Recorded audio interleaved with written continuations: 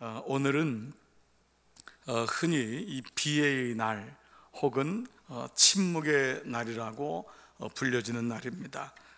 이제 예수님은 무덤에 안치되셨죠. 예수님을 따르던 제자들은 다 뿔뿔이 흩어졌습니다.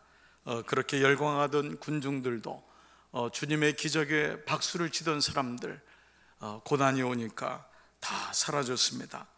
이제 남은 자는 여인 몇 명밖에는 남지 않았죠. 성경은 그 장면을 오늘 이렇게 말하고 있어요. 요한복음 20장 1절, 안식 후 첫날 일찍이 아직 어두울 때에 막달라 마리아가 무덤에 와서 돌이 무덤에서 옮겨진 것을 보고, 또 마가복음 10장 1절 2절, 안식일이 지남에 막달라 마리아와 야고보의 어머니 마리아와 또 살로메가 가서 예수께 바르기 위하여 향품을 사다 두었다가 안식 후 첫날 매우 일찍이 해 돋을 때에 어디로 갔죠? 무덤으로 가며. 오늘 사실 우리는 내일이 이제 부활절이기 때문에 이렇게 우리 강단에 아름답게 이제 부활의 이 꽃꽂이가 이렇게 놓여 있죠. 그러나 우리 어저께는 십자가가 있었잖아요. 저는 특별히 강단 사역을 하는 분들, 또 여러분이 그렇게 헌금을 하고 귀한 마음으로 교회가 이렇게 또 데코레이션이 되고 또 우리에게 의미를 줘서 너무 감사한 마음이 있습니다. 이렇게 우리가 부활을 우리가 강단을 통해서 알지만은 사실은 이것보다 더 우리는 이제 어제 이 부활의 그 전날의 사건이 바로 이제 오늘의 사건인데, 이 사건은 이제 무덤에 머물러 있는 그런 장면을 보여주고 있습니다. 그야말로 새벽의 이슬을 맞으면서 그 어둠이 채 가시기 전에 무덤을 찾고 있는 모습이죠. 이 여인들이 예수님의 무덤에 온 이유가 뭘까? 물론 예수님을 너무 사랑해서 무덤에 계실지라도요, 그야말로 향유라도 더 뿌려드리고 싶어서 올 수 있겠지만, 사실 이 사람들에게는 주님께서 생전에 그 말씀하셨던 그 말씀이 기억이 나지 않았을까? 내가 곧 부활할 것이다, 내가 고난을 받지만. 제자들은 그 얘기를 듣지 못했어요. 왜냐하면 고난을 생각 못했거든요. 십자가를 생각 못했기 때문에, 부활만 생각했기 때문에 많은 사람들이 하나님을 놓치는 경우가 바로 이겁니다. 좀 더 견디면 되는데, 좀 더 참으면 되는데 결국 거기서 무너지고 말죠. 결국 이 사람들은 바로 이런 거죠. 작은 이슬 같은 믿음을 가지고 왔던 자들. 저는 오늘 특세의 마지막 말씀을 이 여인들이 갖고 있었던 이 부활의 작은 소망, 그 한 점의 작은 믿음, 그래서 광야에 비추어서 말씀을 본다면 오늘 제목은 광야에서 이슬 같은 은혜를 구하는 사람들이란 제목으로 말씀을 나누려고 합니다. 오늘 도시 생활하면서 우리가 보지 못하는 것 중에 하나가 이슬입니다. 여러분, 최근에 이슬을 본 적이 있으신가요? 새벽에 보면은 이슬이 내린 게 있는데, 이슬은 이 아스팔트 위에는 보이지 않습니다. 땅바닥에는 보이지 않죠. 농촌에 가면, 조금만 외곽에 가면은 꽃잎이나 나뭇잎을 보면은 알 수 있습니다.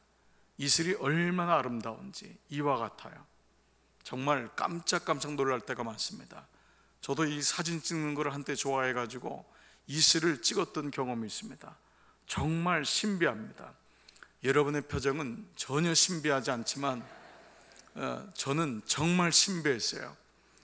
제가 여러분의 표정을 보면서 설교를 하면 안 되기 때문에 주님만 바라봐야 하는 게 이 새벽마다의 고통입니다. 그렇지만 이슬 같은 은혜가 분명히 있을 줄 믿습니다. 또 아멘을 하시니까 이게 참 제가 아주 헷갈립니다. 그렇지만 하여간 그렇게 이슬이 내렸는데, 이 광야에서 이슬이란 단어하고 똑같이 나오는 단어가 뭐냐면 만나입니다. 만나. 자, 여러분, 이 만나에 대한 말씀이 오늘 출애굽기 16장에 나왔던, 본문에 나왔던 이슬인데, 그 만나인데, 이스라엘 백성이 광야에서 만났던 그 만나가 여러 구절에 있어요. 민수기 11장 9절, 밤에 이슬이 진영이 내릴 때에, 진영, 그 진 주위에 내릴 때에 모두요 만나도 함께 내렸더라. 그래서 상당히 흥미로운 말씀입니다. 제가 이 말씀을 보다가 이게 원어의 뜻이 뭘까 궁금해졌어요. 여러 가지 성경을 찾아봤는데 이 뜻은 뭐냐 하면 정확하게는 이 만나가 밤에 이슬과 함께 진영에 내렸다. 비슷한 말 같지만 이게 다릅니다. 뭐냐 하면 우리가 생각하는 건 이슬하고 만나가 별개라고 생각하는 거예요. 이슬이 내릴 때에 동시에 만나도 내렸다. 그런데 이게 동시가 아니라는 거예요. 자, 성사학자들은 이렇게 얘기합니다. 이슬과 만나가 별개 두 개가 아니라 이슬이 밤에 내렸는데 해가 뜨면서 이슬이 사라진 자리에 만나가 남아있는 현상이라는 거예요. 자, 민수기 11장 7절 다 같이 한번 읽습니다. 시작. 만나는 가시와 같고 모양은 진주와 같다. 자, 이 말의 정확한 의미는 뭐냐? 만나의 크기는 가시와 같고 만나의 색깔은 진주와 같다는 거예요. 그 가시가 뭐냐? 히브리 말로 이게 가드라는 건데 거기서 음역을 딴 게 그냥 가시가 된 거예요. 가드가. 근데 가시는 원래 우리나라 풀로 하면 고수풀이라는 식물입니다. 이게 참깨 같은 겁니다. 참깨. 그래서 이 고수풀에서 나온 씨가 어떻게 나왔냐? 이 모습이에요. 아주 작은 참깨 씨 같은 게 크기입니다. 그러니까 만나의 크기가 대단히 작습니다. 동글동글한데 그게 참깨 씨 같은 거예요. 그런데 이 빛이 색깔이 뭐냐? 진주 같다는 거예요. 자, 그러니 이제는 이해가 되는 거예요. 아, 만나와 이슬이 따로 내린 게 아니라 이 말씀으로 보면은 이슬과 만나가 같이 내렸는데 이슬이 해가 뜨면서 증발해 버렸는데 놀랍게도 증발하면서 뭐가 남았냐면 이 과자 같은 이 이슬이 맺힌 거예요. 만나가 맺힌 거예요. 정말 놀라운 거죠. 이슬이 내렸는데 그 이슬이 진주같이 영롱하게 그 물기가 사라지면서 이슬이 내렸으니 이것도 놀라운 일인데 더 놀라운 일은 이 광야에 40년 동안 만나가 내렸다는 것입니다. 즉 40년 동안 하나님이 매일마다 우리가 아는 대로 안식일을 빼고 매일마다 주일을 빼고 만나가 내렸어요. 그래서 그 만나를 다 먹었죠. 그리고 토요일에는 안식일 전날에는 미리 이틀치를 가져다가 준비를 해놓은 거예요. 그래서 모든 백성은 200만이나 되는 백성이 이 만나를 먹은 거예요. 그러면 우린 이렇게 생각할 수가 있어요. 아니 그럼 이슬이 매일마다 내리지 않나요? 아닙니다. 이슬은 매일마다 내리지 않습니다. 날씨가 너무 덥거나 날씨가 영하로 확 떨어지면 이슬은 얼어붙어요. 내리면서 없어져요. 너무 더워도 이슬은 사라지는 거예요. 그런데 놀랍게도 우리가 잘 알고 있는 이 이스라엘의 이 광야도 1년에 200일 정도만 이슬이 내립니다. 너무 혹독하게 추울 때가 있거든요. 너무 더울 때가 있거든요. 그런데 그 놀라운 사실은 365일 동안 주일을 뺀 모든 날에 이슬이 내렸다는 거예요. 이건 정말 신비입니다. 홍해가 갈라진 것만 기적이 아니라는 거예요. 바위에서 생수가 터진 것만 기적이 아니에요.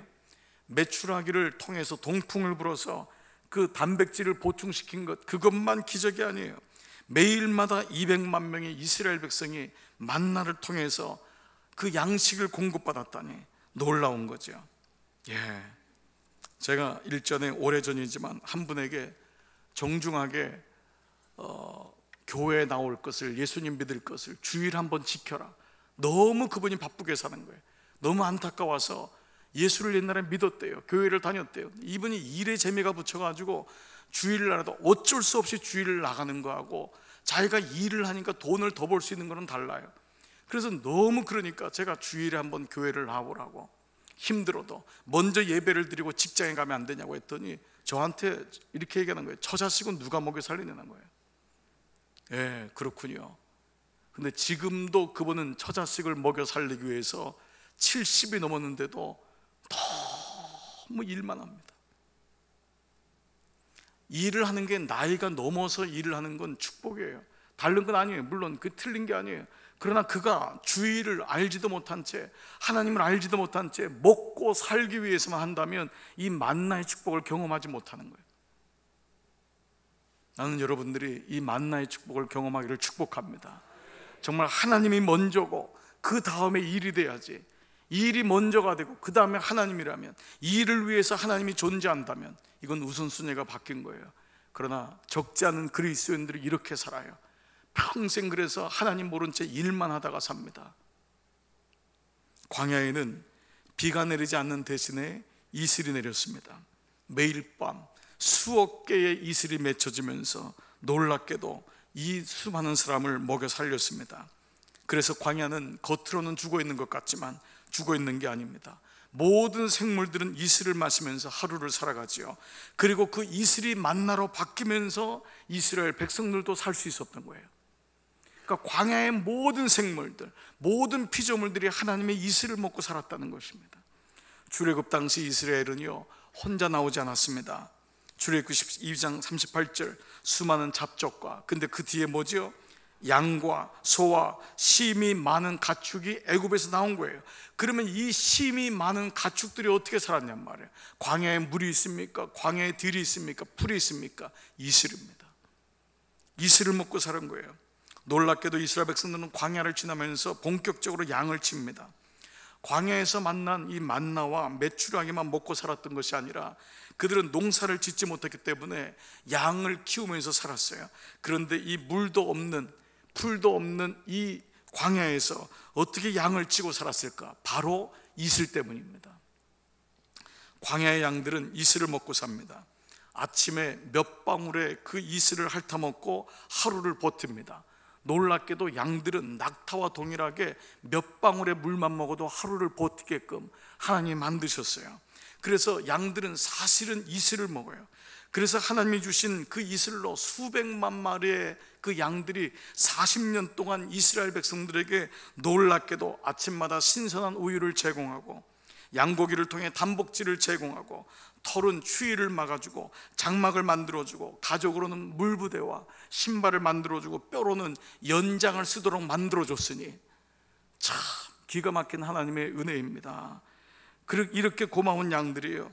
매일 아침마다 이 이슬을 먹으면서 살았던 거예요. 그런데 우리가 아직까지 연상되는 이 양들을 생각하면은 푸른 초장이 생각합니다. 푸른 초장, 이 푸른 초원의 그 풀밭들. 그래서 하나님께서 우리를 푸른 초장에 인도하시며, 그 말씀의 시편 말씀은 그런 의미가 아니에요.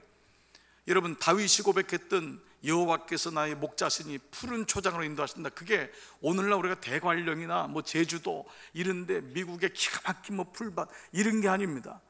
그 말이 아니라 이 말의 뜻은 뭐냐면, 푸른 풀밭으로 번역된 건 데쉐라고 하는 단어인데, 이 단어의 뜻은 연한 풀, 막 나온 새 풀이에요. 그러니까 하룻밤에 이슬이 내리면 이슬만큼의 조금만 싹이 납니다. 그래서 겉으로 보면은 누래요. 근데 거기 가까이 가면은 싹이 나와 있는 거예요. 그거를 먹어요. 그거를 먹고 사는 거예요. 그런데 양은 충분하게 살아요. 이슬 때문입니다. 그날 간밤에 내린 이슬을 먹으면서 막 나온, 겨우 싹만 나온 새싹을 먹는데, 놀랍게 그 다음 날 되면은 또 그만큼의 싹이 나와 있는 거예요. 그러면 양들이 가서 그만큼의 싹을 먹는 거예요. 그래서요, 성경은 하나님을 비유할 때 하나님을 비와 같은 존재라고 비유한 적이 없습니다. 하나님을 어떻게 비유했냐? 이슬 같은 존재. 그리고 하나님이 당신의 영혼들, 백성들이 나오는 것을 어떻게 비유했냐면 새벽 이슬 같은 청년들, 이렇게 표현한 거예요. 주께서 권능의 날에 주의 백성이 거룩한 옷을 입고 즐거이 헌신하니 다 같이요, 새벽 이슬 같은 주의 청년들이 나오는도다. 그런데 여기 청년이란 단어도 여러분은 이걸 보면서 야, 니들 보러 새벽에 나오라고 하나 보다. 이 청년이 그 청년이 아닙니다, 여러분. 이건 하나님 앞에 그 마음을 가진 사람들. 예, 그러니까 그 마음을 가진 사람은 다 청년인 거예요. 아멘 안 할 줄 알았어요. 여러분들이 청년이란 말이에요. 예, 이 말씀을 가지고 청년부에 가서 야 니들 새벽기도 나오라는 말이다, 이 말이 아니고 여러분이 나오란 말입니다. 여러분, 청년의 마음을 가지고 있으면 새벽 이슬 같은 청년이란 말이에요. 그러니까 여러분이 오늘 이 시간 나이가 몇 살이든 간에 6일 동안 새벽을 깨웠으니까 얼마나 젊어졌습니까 지금. 그럴 줄 믿습니다. 네. 그런데 정말 이 말씀이 호세아 14장 5절, 내가 이스라엘에게 어떻게 해요? 이슬같이 내가 이스라엘에게 이슬같이 내리리니, 비같이 내린다고 안 했단 말이에요. 이슬같이 내리리니 저가 백합화같이 피겠고 레바논 백향목같이 뿌리가 박힐 것이라. 그 이슬 때문에 가능한 거예요. 그래서 하나님께서 이렇게 모든 백합화와 모든 광야의 것들을 이슬을 통해서 꽃을 피우게 하고 이슬을 통해서 먹여 살리셨듯이요, 이 말씀이 우리에게도 적용이 되는 거예요. 우리 인생도 마찬가지예요. 여러분이 대단하게 아름답고 진귀한 것을 먹는 것이 아니라 사실 매일마다 주시는 그 이슬을 먹는 거죠. 그 만나거든요. 날마다 베풀어 주시는 이슬 같은 은혜, 이게 큰 겁니다. 은혜는 어느 날 갑자기 오는 로또 같은 게 결코 아닙니다. 어느 분은 하나님이 갑자기 은혜를 부어주신다고 생각해요. 물론 하나님이 그럴 때도 있어요. 그렇지만은 하나님은 거의 이슬 같은 은혜입니다. 그 이슬 같은 은혜에 감격하기 때문에 큰 은혜가 와도 감격하죠. 이슬 같은 은혜입니다. 은혜를 여기저기서 로또식으로 받는 분이 있습니다. 여기 뭐 용한 목사가 왔다 그러면 그쪽에 가고, 용하단 말이 좀 이상하대요. 제가 경상도에서 목회할 때 그 마을에 소문난 게 용한 전도사가 있더라. 그래서 제가 이 부적까지 써주지 않았습니까?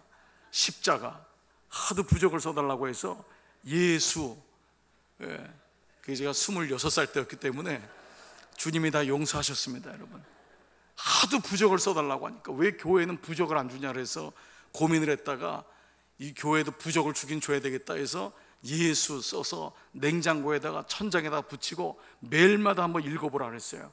그랬더니 놀라운 건 그분들이 병이 나아서 오는 거예요. 낫대는 거예요. 예수를 자꾸 불렀더니. 근데 그게 정말 성경적이더라고요. 정말 그렇지 않아요? 귀신만 불렀던 그 사람들이 어느 날 천장에다가 예수를 써놓고 매일마다 아침마다 일어나면 예수, 예수, 그 다음에 성경 말씀 구절을 줬거든요. 그게 사실은 그들에게 부적이, 말로는 부적이지만 이게 말씀이잖아요. 그게 모아진 게 성경책이잖아요. 그러니까 그게 뭐 특별히 잘못된 건 아닌 것 같더라고요. 돌아보니까 지금은 뭐 하면 이단에 또 걸릴 것 같아서 안 되지만, 믿음이라는 거, 말씀이라는 건요, 정말 이 이슬 같은 은혜를 구해야 됩니다. 여기저기 가서 은혜 구하고, 근데 그런 분이 정착을 못해요. 이 은혜를 경험하지 못해요. 제가 이 분당에서 나름 큰 목회를 하고 있는 제 친구가 있는데 고민이래요. 이런 특세 같은 거 하면은 1000명, 2000명이 우르르 몰려오는데 이분들이 어디 교회에도 적을 두지 않은 분이에요. 여기서 은혜가 있다면 2000명이 우르르 가서 은혜 받고, 저기 있다면 또 2000명이 간대요. 그러니까 끝나고 나면 교인들은 별로 없고 그 사람들이 자리를 채운 거예요. 그러니 끝나고 나니까 너무 허전하더라는 거예요. 이게 뭐예요? 지금 한국교회가 이럴 수 있다고요? 다 은혜를 찾는데요, 유튜브에서 쏟아지는 은혜. 그런데 그 은혜가 정말 은혜일까요? 용하다고 하는 사람이 있다고 하는 기도원, 정말 그 은혜가 진짜 은혜일까요? 삶의 자리에서 이슬을 먹지 않는데, 삶의 자리에 만나가 없는데 언제까지 쫓아다닐 거예요? 언제까지 용한 사람을, 신비한 사람을 쫓아다닐 거예요? 아니라고요. 그런데요, 여러분, 이슬이 언제 내렸느냐? 놀랍게도 이슬은 밤에 내린다는 것입니다. 이슬은 밤에 내린다. 우리가 보지를 못하는 거예요. 그래서 안 보이는 거예요. 내가 은혜를 받았는데도 이미 밤에 내렸는데 모르는 거예요. 이슬이 잠시 사라졌을 뿐인데, 우리가 인생의 어두운 밤을 지날 때 보이지 않지만 하나님이 우리에게 이슬을 주신 거예요. 여러분들이 삶에서 깨닫지 못하지만 이슬을 주신 거예요. 여러분, 홍해가 어느 날 갑자기 갈라진 거예요. 말씀을 모르는 사람이에요. 언젠가 그 말씀을 묵상하게 되면 가만 보세요. 홍해를 밤새도록 가르셨어요. 밤새도록 동풍이 불어서 홍해가 갈라진 거지, 어느 날 모세가 지팡이 쳤더니 뚝 갈라진 게 아니었어요. 오늘 같이 희망이 보이지 않는 이 시간, 비애와 침묵의 시간, 이 여인들이 보이지 않는 이슬을 믿었던 거예요. 그 은혜를 믿었던 거예요. 그래서 그들이 무덤에 갈 수 있었던 거예요. 비는 내릴 때 후두둑 후두둑 소리가 들리지만 이슬은 소리가 들리잖아요. 그렇기 때문에 성도도 이슬 같은 성도가 귀한 성도입니다. 소낙비처럼 그냥 장마비처럼 할 때는 있는데 또 없어졌어요. 또 그 다음에 장마가 오면 또 나타나요. 이슬비 같은 사람은 소리가 없어요. 어디 가든지. 그래서 성경에 나오지 않았지만 하나님은 용각산을 사랑하시는 게 분명합니다. 용각산은 소리가 나지 않습니다. 저는 그걸 만든 사람이 누군지 정말 찾고 싶어요. 그 언어를 대한민국의 모든 교회에게 주시는 그 메시지, 용각산. 정말 놀라운 것입니다. 또요, 이슬은 비에 비하면 아주 작은 양입니다. 아침에 보면 그 작은 양인데 온 사면이 흠뻑 젖어 있어요. 그 작은 양인데요, 하나님의 은혜도 그때는 작게 보이는데 나중에 보면 정말 은혜였구나. 그때는 사고가 나서 너무 당황스러웠는데 그때 보니까 하나님이 얼마나 피하게 하셨는지 정말 놀라운 거예요. 우리 교우님 중에 한 분도 이 심근경색으로 지난주에 쓰러져가지고 병원에 갔으니 얼마나 놀랐겠어요. 밤에 그것도 가정예배 드리고 이제는 쉬려고 했는데 정말 죽음이 코앞에 있는 거예요. 너무 놀라서 응급 119에서 와가지고 얼마나 난리를 쳤겠어요.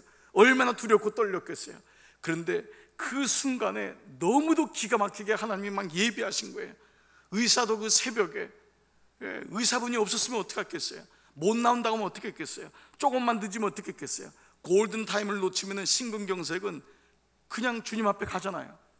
그런데 그 사이에 이루어진 걸 보니까, 눈을 뜨고 보니까 너무너무 처음엔 당황스럽고 왜 이런 일이 나에게 있는가 했는데 그 사이에 하나님이 하신 걸 보니까 너무 놀라운 거예요. 여러분, 우리를 가만 보세요. 우리가 어떤 일을 당할 때 고난만 보잖아요. 그런데 아니에요. 그 고난 사이에 하나님이 얼마나 놀랍게 우리를 인도하시는지, 이슬은 우리에게 그 은혜를 보게 되는 거죠. 바로 그 작은 이슬이 소리 없이 묵묵히 내리는 새벽 이슬 같은 은혜, 이것이 바로 우리가 매일마다 구해야 될 하나님의 은혜인 줄 믿습니다. 즉 이렇게 고백되는 거예요. 다 같이 한번 고백해 볼게요. 시작. 생활 속의 신앙은 작은 이슬을 맞고 자라는 것입니다. 그렇습니다. 생활 속의 신앙은 내가 날마다 구하는 만나, 작은 이슬을 맞으면서 자라는 거예요. 누가 보든 말든 새벽 제단에 와서 주님 앞에 구하는 새벽지기들을 보면 지금 마음에 감동이 옵니다. 정말 안수하고 싶어요. 목사가요, 지나가다가 안수하고 싶을 때가 있어요. 그때는 감동이 오는 거예요. 야, 저렇게 누가 보든 말든 그 자리에서 기도하는 분들, 누가 알든 모르든 매일의 말씀을 묵상하면서 하루를 시작하는 분들, 누가 알든 모르든 사무실에 가서 먼저 셔터 올리기 전에 먼저 가서 말씀을 묵상하는 자들, 하나님이 얼마나 그를 안수하고 싶겠어요. 참 너는 귀하구나. 누가 있든 없든 교회를 보면은요, 누가 보든 말든 그 자리에서 봉사하는 분이 있어요. 그 자리에 보면 그분이 있는 거예요. 누가 보든 말든 화장실에 가서 종이를 줍고 그냥 어지러져 있으면 그걸 다 줍고, 그분 보니까 회사에서 사장이고 나가는 분이고 CEO고 괜찮은 분이에요. 어느 분은 교회 와도 그게 안 보여요. 그런데요, 교회에 오면 그게 보이는 분이 있어요. 여러분이 바로 그분이에요. 그래야 돼요. 그래야지 믿음이 커요. 교회는 은혜만 받으러 오는 데가 아니에요. 잔잔하게 내 역할에서, 내 삶의 자리에서 누가 보든 안 보든 이슬비 전도대 보세요. 그것도 전도되는 우리 교회는 이슬비잖아요. 폭포수 전도대가 아니잖아요. 그랬으면 제가 이름을 바꾸려고 했어요. 이슬비 전도대가 뭐예요? 그냥 주님이 알든 모르든 그냥 삶의 자리에 가는 거예요.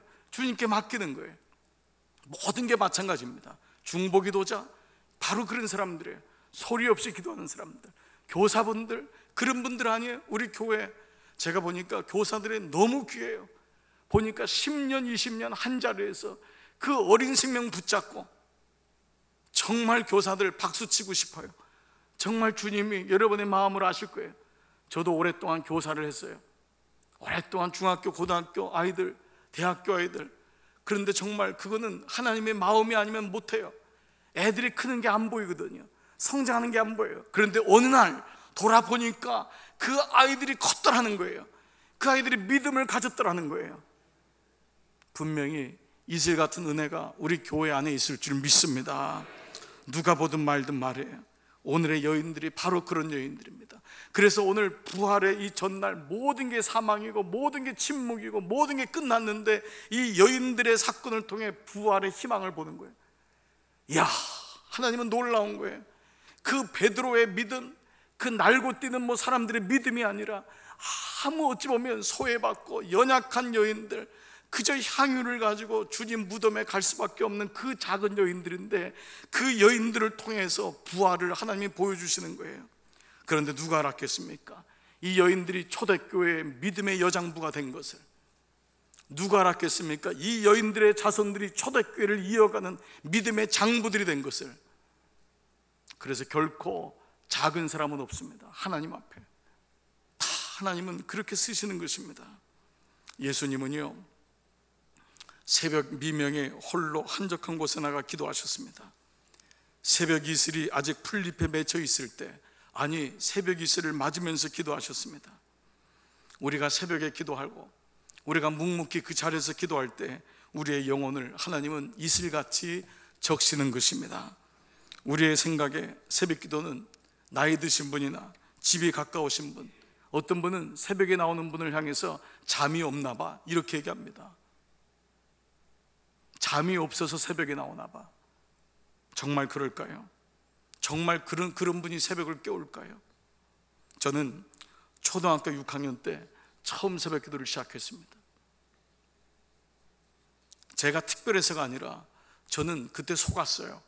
모든 교인들이 다 새벽에 나오는 줄 알았어요. 그래서 새벽에 나갔더니 정말 그때 그 교회는 새벽에 부흥이 있었던 교회예요. 아니 그 교회만 아니라 우리 믿음의 선배들은 그랬었어요. 정말 새벽에 그렇게 하나님 앞에 그 마룻바닥에서 기도했어요. 그리고 우리가 드리는 철야가 아니죠. 우리는 심야 기도에 너무 미안해가지고 말도 바꿨잖아요. 한국교회가 심야 기도에 2시간 기도했지만 여러분 다 기억하잖아요. 그때는 통금이 있었잖아요. 그래서 들어가면은 못 나오는 거예요. 나올 수가 없는 거예요. 그러다 보니 새벽 4시 반까지 기도할 수밖에 없었던 거예요. 근데 그러면서 믿음이 컸단 말이죠. 제가 이 초등학교 6학년 때 속아서 나갔던 새벽 기도가 놀랍게도 중학교, 고등학교로 이어질 줄 누가 알았겠어요. 그래서 저는 정교에서 제일 먼저 학교 가는 아이였습니다. 할 게 없으니까. 집에 가도 재밌는 게 없고 너무 집이 힘드니까 아침도 안 주고, 그러니까 그냥 물 먹고 아침에 학교 가는 게 시작이었습니다. 제일 먼저 만나는 게 수희 아저씨였어요. 그 덕분에 수희 아저씨하고 너무 친하게 지냈습니다. 근데 그때 제가 어른들을 대하는 방법이 뭔지를 어렸을 때 깨달았어요. 수희 아저씨하고 나중에 라면까지 같이 먹었습니다. 아침마다 애가 오니까 밥 먹었냐고 물어보는데 얘기를 안 하니까 그 아저씨가 아침에 라면을 주더라고요. 그래서 저는 그때 아침을 굶어도 집에서 안 줘도 다른 데서 주는구나, 그때 알았어요. 하나님이 가난을 명쾌하는구나. 집이 가난해서 가난한 게 아닙니다. 본인의 마음이 가난하니까 가난한 거예요. 여러분 가난하세요? 걱정하지 마세요. 하나님이 예비한 분이 있다고요. 여러분 자녀에게 줄 게 없으세요? 걱정하지 마세요. 하나님이 다른 사람 통해 다 예비하셨어요. 그걸 내가 먹이고 살려고 하니까, 내가 이슬 역할을 하니까 아이들이 어려운 거예요. 주님이 이슬 역할을 하셔야지 왜 부모가 이슬 역할을 합니까? 그러니까 아이들이 사면에 하나님의 은혜를 경험하지 못하게 되는 것입니다. 말씀 묵상, 그것도 그렇습니다. 스스로 말씀 앞에 앉아 말씀을 묵상한다는 것, 이건 쉽지 않습니다. 말씀드린 대로 매일마다 쏟아지는 유튜브에 그 난다 긴다 하는 목사들의 설교를 클릭 한 번만 하면 듣고, 그러나 우리는 그 말씀이 과연 내 영혼에 정말 양식이 되고 있는지를 살펴봐야 됩니다. 혹시 그걸 통해서 평가는 하고 있지 않습니까? 어디 괜찮은 목사 있는지 찾진 않습니까? 아니에요. 이것은 다 흘러내리는 은혜인 것입니다. 흘러내리는 은혜. 은혜는 흘러내리면 안 되고 내 영혼을 적시는 은혜, 이게 이슬 같은 은혜입니다. 그래서 우리가 광야에서요 아주 재미있는 길이 있습니다. 이게 와디라고 하는 길인데요, 와디. 이 와디라는 말은 수로인데요, 이 수로가 언제 생겼느냐, 광야 1년 중에 3개월의 우기 때에 비가 갑자기 오면은 소낙비로 인해서 길이 생긴 거예요. 이런 모습이에요. 이게 길이 생기는 거예요. 우리 옛날에 시골에도 그랬잖아요. 비가 많이 오면은 논두렁에 길이 하나 생기잖아요. 이런 와디가 전 광야에 생기는데, 이게 나중엔 뭐가 되냐 하면 여기 양이 빠지는 거예요. 이게 바로 골짜기라는 거예요. 그래서 이 와디가 깊은 것을 향해서 다윗이 시편 23편에 죽음의 골짜기가 바로 와디입니다. 이 와디에 내가 빠질지라도, 그 말이에요. 그런데 이 와디를 보면서 깨닫는 게 있습니다. 광야에서는 와디의 모습으로 살면 안 됩니다. 흘러내리는 와디의 모습으로 살면은 자기도 흘러가는 거예요. 와디가 아니라 그 3개월의 우기 때 바짝 주는 물이 아니라 매일마다 주시는 그 이슬의 은혜로 내 안에 은혜가 스며들게 해서 말씀을 보면서 묵상하게 되고, 저는 너무 감사한 게 우리 교회 안에 한 분, 두 분씩 말씀 노트를 가지고 다니는 분들이 생기고 있다는 거예요. 여러분들은 잘 모를 거예요. 목자기 때문에 보는 겁니다. 목자는 양들의 변화를 안 보는 것 같지만 다 봅니다.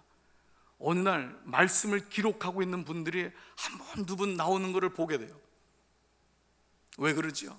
그분은 매일마다 주시는 은혜, 폭포수 같은 은혜, 그거를 받고 잊어버리는 게 아니라 매일마다 자기가 말씀을 기록하고 영적 일기를 쓰고 말씀을 묵상하고 그 말씀을 줄 때 잊어버릴까 봐 그 말씀을 기록하고, 한 분은 더 놀라운 거는요, 요즘 유튜브로 그 제 말씀, 이제 주일날 말씀에 가니까요, 그 말씀을 몇 번 들으면서 적는 분이 있대요. 제가 정신이 번쩍 나는 거예요. 그러니까 그 말씀이 새겨진다는 거예요. 한 분은 속회를 하려고 하니까 속장님인데, 목사님 설교를 5번 이상 듣지 않으면은 속원들하고 얘기를 못 할 것 같아요.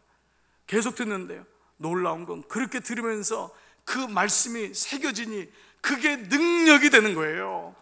왜 우리에게 능력이 없냐? 말씀이 없어서가 아니에요. 말씀을 하찮게 여겼어요. 폭포수 같은 은혜를 바라봤기 때문에 그래요. 그 말씀이 계속 내 영혼에 새겨지면은 이게 장찬영의 설교가 아니라고요. 여러분들 그렇게 받아들이세요? 여러분이 그래서 왔습니까? 아니잖아요. 새벽에 하나님께서 부족하지만 저 목사를 통해 주시는 메시지를 받는다면 그게 하나님 말씀이라는 걸 아는 거잖아요. 그러니까 그 말씀을 묵상하고 기록하고 말씀 노트를 가지고 다니고, 그게 왜 그래요? 폭포수 같은 와디 같은 은혜가 아니라 내 영혼에 새겨지는 은혜가 있는 거예요. 그 은혜가 있어야 됩니다. 그런데요, 이것을 사도 바울이 뭐라고 했냐면 요한복음 7장 38절, 나를 믿는 자는 성경의 이름과 같이 그 배에서 생수의 강이 흘러나리라. 이 생수가 뭐냐? 바로 이슬이 만들어져서 모인 바로 물입니다. 이게 생수가, 이 생수는 와디에서 만들어진 물이 아니에요.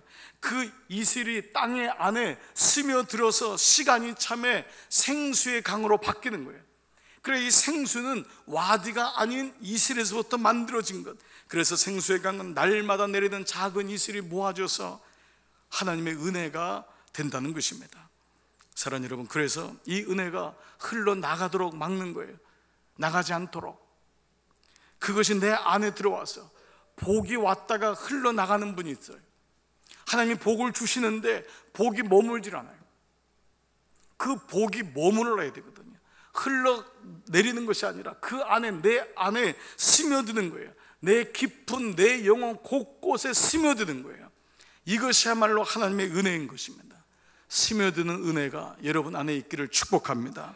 아직까지도 이런 영화를 만들 수 있을까라고 하는 영화가 있습니다.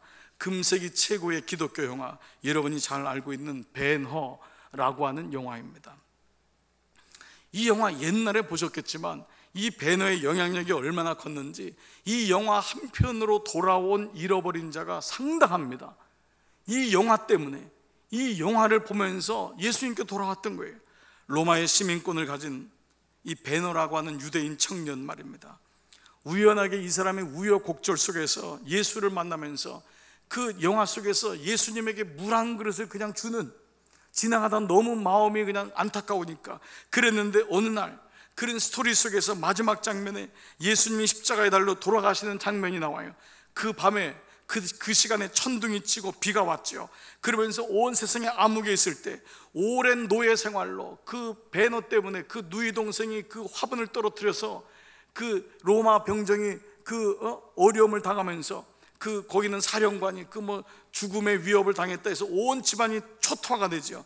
그러면서 노예로 빠지게 되고 마지막에는 문둥병자가 됩니다. 그 문둥병자가 된 어머니와 여동생이 그 예수님이 십자가에 달린 그 시간, 그 비에 몸을 적시면서, 비가 올 때 몸이 적시는데 자기의 살에 새 살이 돋는 것을 보게 되는 거예요. 너무 놀라워서, 너무 감격이 돼가지고 그 비를 얼굴과 몸에 막 바르는 거예요. 그 비를 막 바르는 거예요. 얼마나 간절합니까? 머리에 쓰고 있던 두건을 벗고, 문둥병이었던 자기 감춰져 있던 그 외투를 벗고, 자기의 모습을 다 벗고, 그 하늘에서 내려오는 비가 온몸에 스며들도록, 저는 그 장면을 보면서 정말 전율을 했어요. 이게 오늘 우리의 모습이구나. 내가 외투를 쓰고 있고 사람들이 모르게 하고 있고 부끄럽고 창피하고 나만의 세계가 있는 것 같고, 그런데 그 외투를 벗어버리는 거예요. 나를 감싸고 있었던 열등감, 세상적인 눈, 그거를 벗어버리는 거예요. 그래 하나님의 은혜가 내리니까 그 은혜가 자기 안에 스며들게 하기 위해서 온몸을 비비는 그 장면. 그런데 그때 캡처되는 마지막 장면이 있는데, 그 예수님이 십자가에서 흘리신 보혈이 땅으로 흘러내려와서 땅을 적시는 장면이 그 마지막 장면이에요. 거기서 무릎을 꿇게 되는 거예요. 그 보혈이 땅을 적시면서 그 보혈이 땅을 변화시키는, 이 세상을 변화시키는 그 장면이 바로 이 베너의 장면이었던 것입니다. 사랑하는 여러분, 오늘 저는 이 말씀을 이제 마지막으로 오늘 특세의 말씀을 마치고자 합니다. 지난 한 주간 동안 여러분 너무너무 수고하셨고 너무너무 감사를 드립니다. 저도 여러분의 기도로 인해서 처음에는 어떻게 하나라는 마음이 사실 있었어요. 그런데 잘 감당할 수 있었고 하나님 말씀을 받을 수 있었습니다. 우리는 지난 한 주 이 광야에서 만난 십자가라는 주제로 6번의 말씀을 나눴어요. 저는 이번 특세를 마치면서요, 제 마음에 주시는 3가지 마음, 3가지 길에 대한 마음이 있어요. 우리 교회에 원하시는 여러분들을 향한 마음이에요.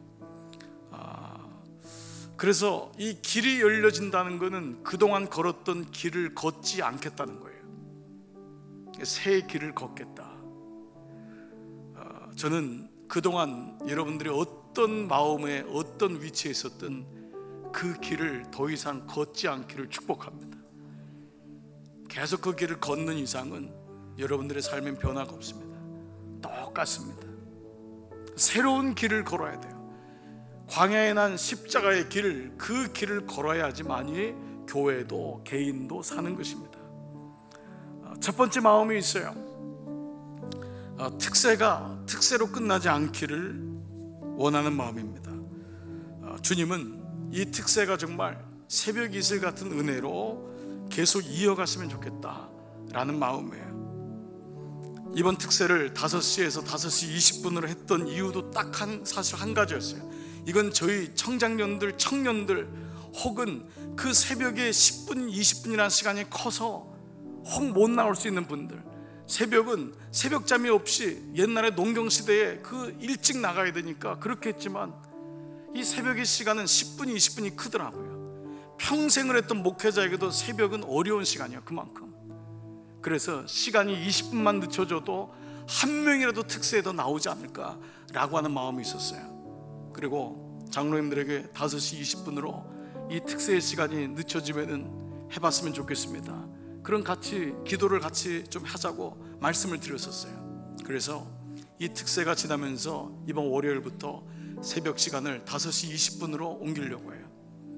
20분이 큰 시간은 아니지만은 그런 마음으로라도 여러분이 새벽 시간 주님의 전에 나올 수 있다면, 목사가 나와서 새벽에 나오고 전도사가 설교하니까 안 나오고 이런 건 아니잖아요.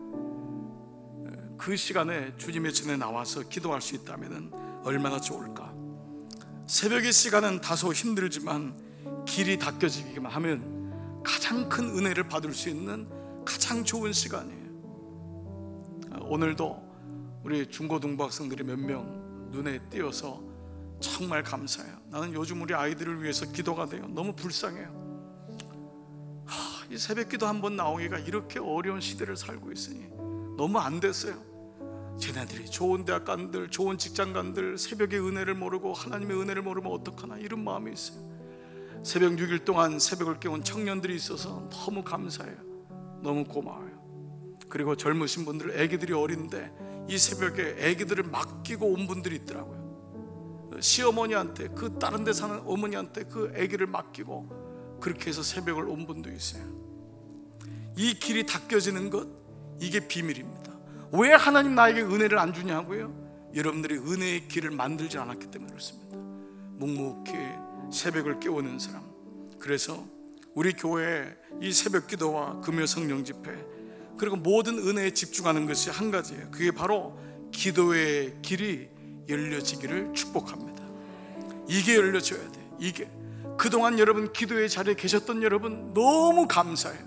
여러분 때문에 목사가 힘이 나고, 여러분 때문에 주님이 힘이 나고, 그 자리에서, 그리고 함께 그동안 이런저런 문제로 인해서 기도하지 못했던 분들, 새벽을 깨우지 못했던 분들, 건강할 수 있을 때, 하나님 앞에 나올 수 있을 때 새벽을 깨우십시오.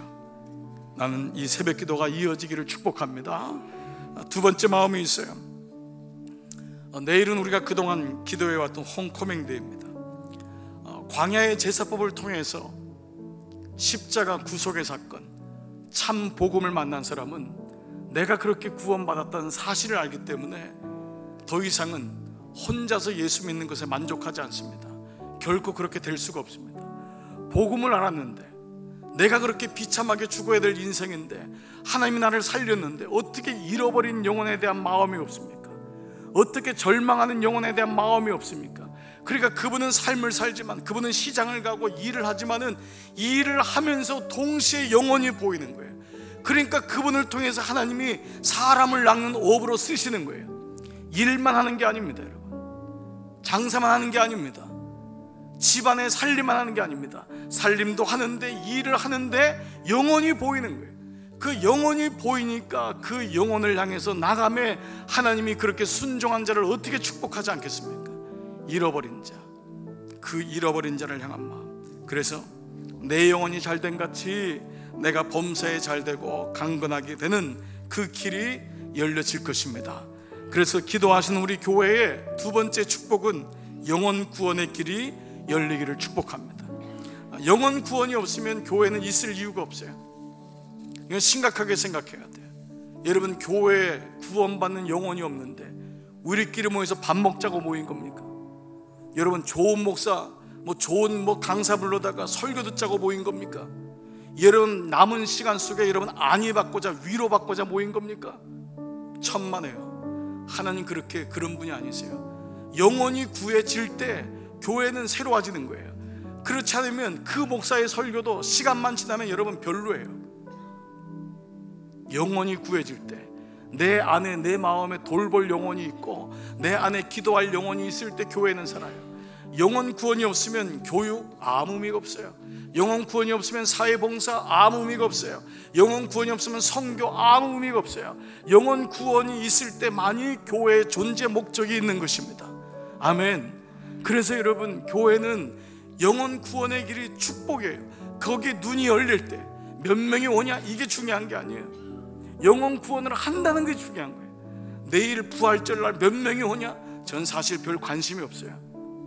중요한 건 우리가 그렇게 애를 쓰는 거예요. 마음을 쓰는 거예요. 속회별로 그렇게 속장님이 속원들하고 우리 한 명만이라도 해보자. 제가 이번에 속회별로 명단을 받아오면서 너무 감사했어요. 너무 감사했어요. 그리고 속회 한 명도 없는 속회들이 있어서 기도했어요. 하나님, 여기에도 한 명만 보내주세요. 여기에도 한 명만 보내주세요. 그래서 그 속회가 살아나는 방법은 속장이 뛰어나서가 아니에요. 영혼이 들어오면 살아나는 거예요. 영혼이 들어오면.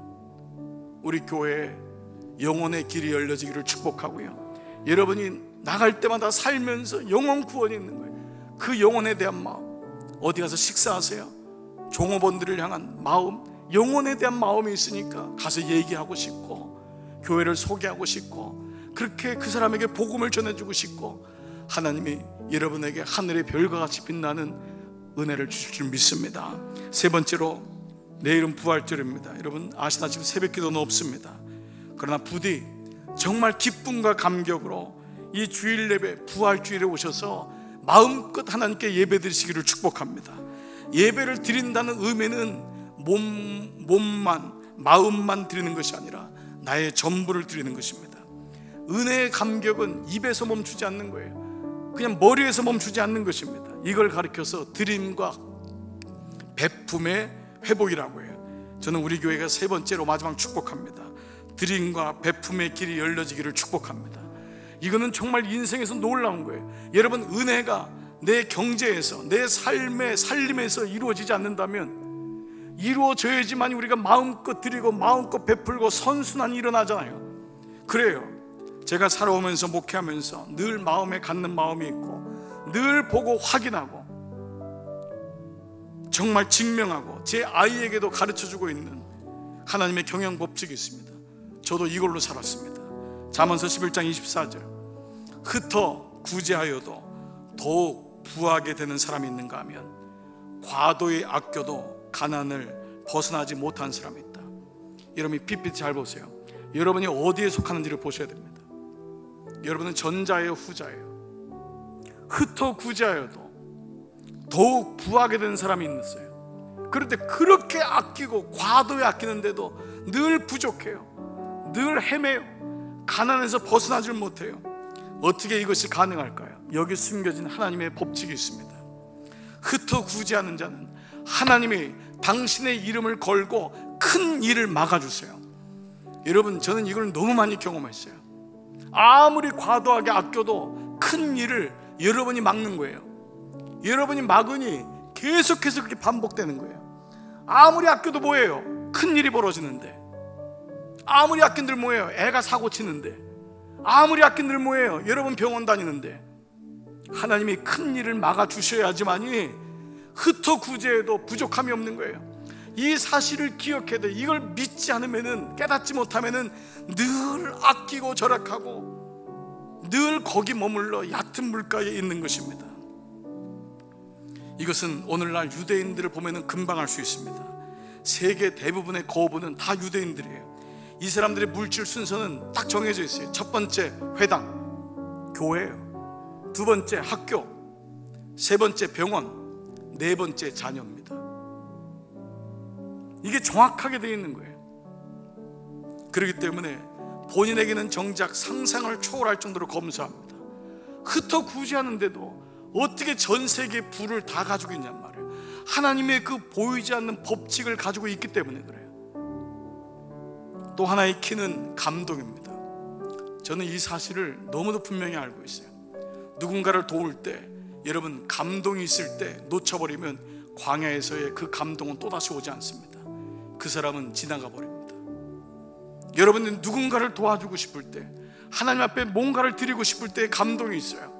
그 감동을 놓치면 그때는 감동만큼의 허전함이 옵니다. 그 감동만큼의 나의 불쌍한 모습을 보게 돼요.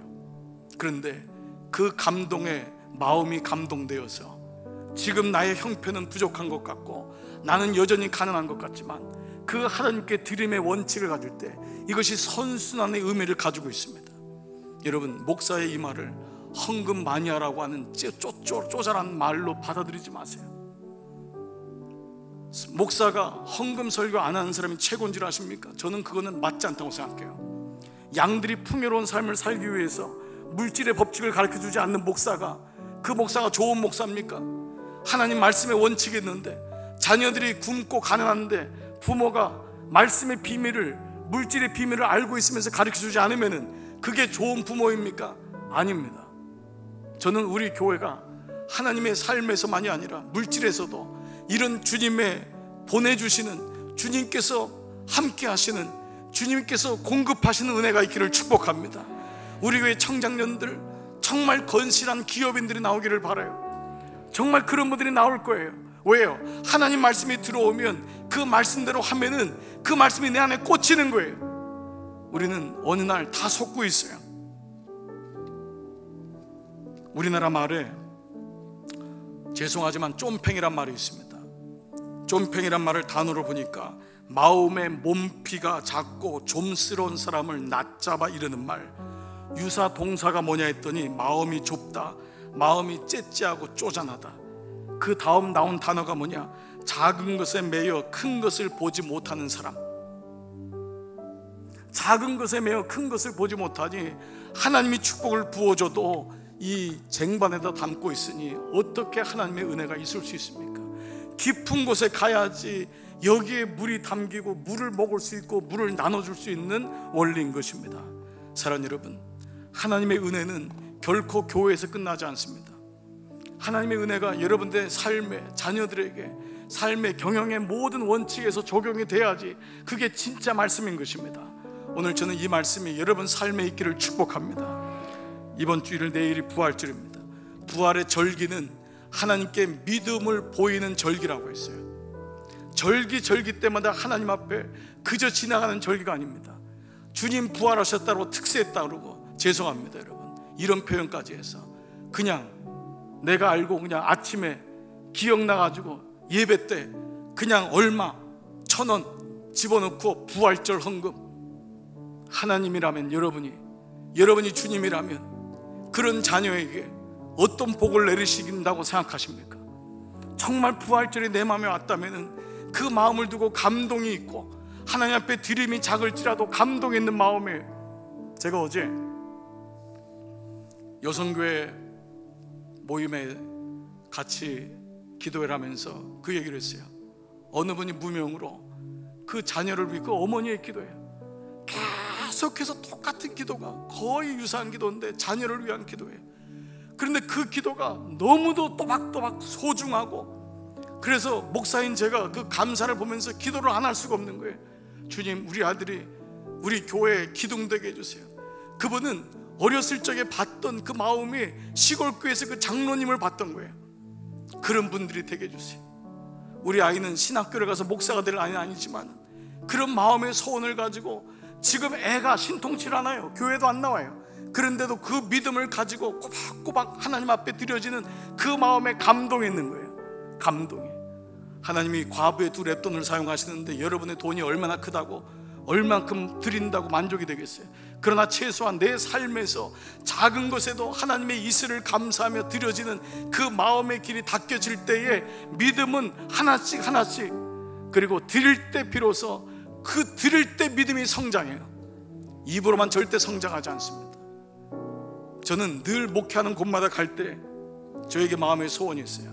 하나님, 제일 많이 드리게 해주십시오. 제일 많이, 어떤 모습으로든지 제일 많이 하나님 드리기를 원합니다. 하나님 앞에 드리고 싶어요. 그 마음이 있는 거예요. 얼마나 감사해요. 그 말은 뭐예요? 하나님이 주셔야 되잖아요. 내가 드리고 싶다는 것은 하나님이 주셔야 되는 거예요. 그 마음이 있으니까 하나님이 사람을 사용하시고 하나님께서 여러 가지 환경을 사용하시는 거예요. 여러분, 나는 이 마음 여러분에게 열려지기를 축복합니다. 그래서 부디 이 특세가 하나님 다시 한번 광야에서 만난 십자가의 사건을 통하여 여러분과 여러분의 자녀를 통하여 온 믿음이 이 교회 안에, 우리 안에 충만하여져서 이후에부터 부활의 이 아침을 맞이하는 여러분 모두에게 은혜가 충만하기를 주의 이름으로 축복합니다. 아멘. 여러분 다 자리에서 일어나시겠습니다. 주님, 내가 여기 있사오니. 오늘 여러분은 이 찬양은 파송의 찬양입니다. 파송의 찬양. 여러분을 파송합니다. 이제 광야로 파송합니다. 6일 동안 말씀을 들었으니 광야로 나가십시오. 광야로 나가서 그 말씀대로 사십시오. 그래서 오늘 이 찬양은 선교사에게 불려지는 찬양이 아니에요. 우리 모두가 불려지는 찬양의 고백, 이 파송의 노래로 고백하고 오늘 기도하고 오늘 새벽 마지막 시간 마치도록 하겠습니다. 같이 찬양하십시다. 주님, 내가 여기 있사오니, 주님, 내가 여기 있사오니, 나를 보내소서. 나의 마음 나의 몸 주께 드리오니, 주 받으옵소서. 주님, 주님, 내가 여기 있사오니, 나를 써주소서. 나를 써주소서.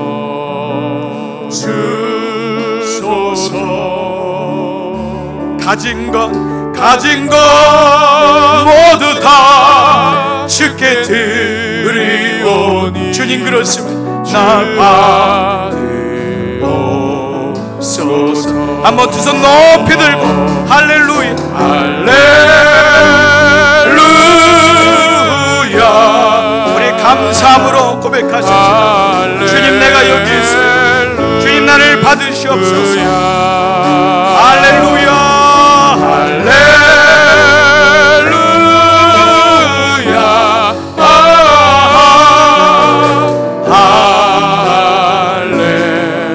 할렐루야.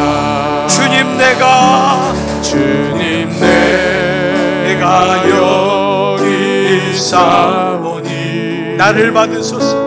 나를 받으소서. 나의 마음 나의 몸 주께 드리오. 주님, 주님 받으옵소서. 주님, 내가 여기 있사오니, 나를 써주소서. 주님, 나를 사용해 주시기를 원합니다.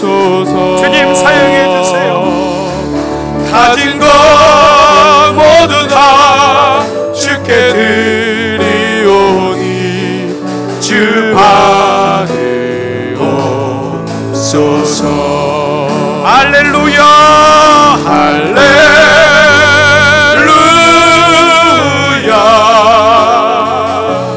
할렐루야 할렐루야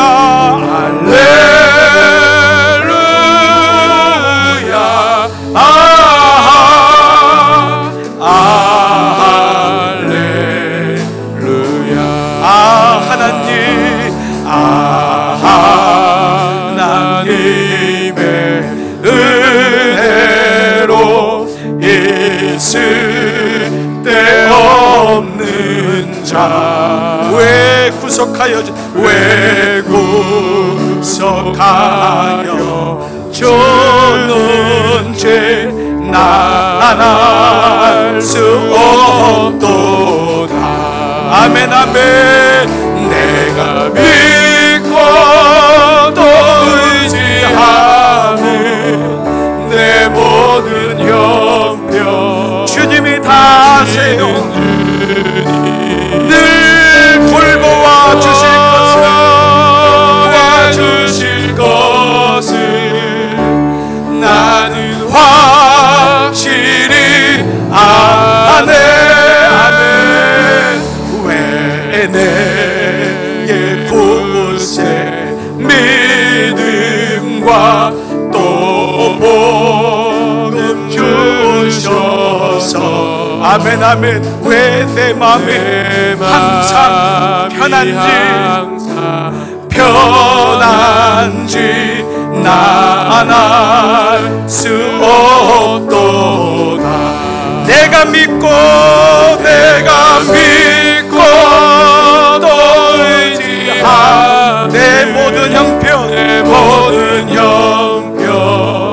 아시는 주님. 그렇습니다. 늘 보호해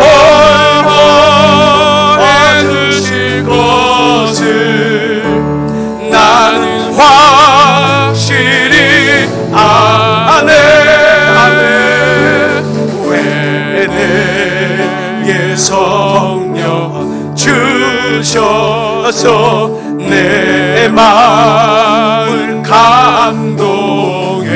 주님, 내게 감동의 마음을 주세요. 주 예수 믿게 하는지 나 안 할 수 없도. 우리 선포하며 내가 믿고 또 의지하는 내 모든 형편 아시는 주님. 아멘. 늘 보호해 주실 것을 나는 확실히 아네. 주 언제 합리하실지 혹 밤에 혹 낮에 또 주님 만날 그곳도 주님 만날 그곳도 나 안 할 수 없도. 내가 믿고 또 의지하는 내 모든 형편 아시는 주님. 아멘 아멘. 늘 보호해 주실 것을 나는 확실히 아네. 내가 믿고 또 의지. 내가 믿습니다 주님. 내 모든 형편 아시는 주님. 늘 보호해 주실 것을 나는 확실히 아네. 할렐루야. 우리 두 손 높이 들고 기도할 때 오늘 마무리 기도할 겁니다. 여러분, 지난 6일 동안의 특세를 감사하고 하나님께 올리세요. 그리고 오늘 주님 파송의 예배입니다. 파송의 마음입니다. 파송의 찬양입니다. 나이하고 관계없어요. 성별도 관계없어요. 병들었냐 건강하냐 관계없어요. 주님이 쓰시면 쓰십니다. 주여, 우리 교회, 우리 장로님들, 권사님들, 집사님들, 성도님들, 우리 어린 청년들, 우리 어린 학생들, 유초등부 아이들, 유아들까지 주님 쓰시옵소서. 주여, 같이 고백하며 함께 합심으로 기도합니다. 주여. 아버지 감사합니다. 아버지, 이들을 파송합니다. 주의 종